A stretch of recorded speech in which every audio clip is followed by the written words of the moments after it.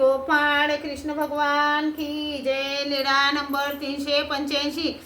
वामदेवाला भूत सृष्टी दर्शन। एके दिवशी सर्वज्ञांना सकाळचा पूजा अवसर झाला। सर्वज्ञ भोगवतीकडे फिरायला जात होते तेव्हा भोगवतीकडून वामनदेव येत होते। घाटाच्या पश्चिमेकडील पिंपळाजवळ सर्वज्ञ उभे राहिले। वामनदेव आले, दंडोते घातले, श्रीचरणा लागले। त्यांना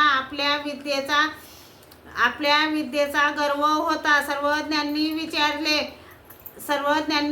विचारले आपणाला काय वंश हाय? जी भूत सृष्टी। सर्वज्ञ म्हणाले ती आम्हाला दाखवा पाहू। हो जी, ते बोलू लागले तेव्हा ती भूत आलीच नाहीत। मग वामनदेव म्हणाले जी काही कोल्हापूरला गेली काही मातापूरला गेली। सर्वज्ञ म्हणाले तर आम्ही बोलवतो। हो जी, बोलवा। आणि सर्वज्ञांनी उपरण्याच्या पदराने अशी बोलवली आणि यायला लागली। प्रथम त्याने पाहिलेली व ऐकलेली आली, नंतर त्याने न पाहिलेली न ऐकलेली अशी आली।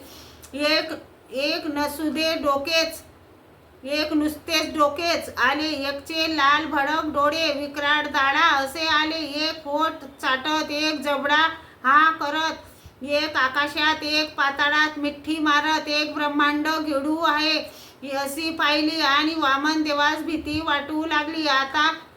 आता पळवून लावा जी, म्हणून त्यांनी सर्वज्ञांच्या उपरण्याला पिढा घेतला व ते भीतीने थरथर कापत श्रीचरणाचा आड लपले।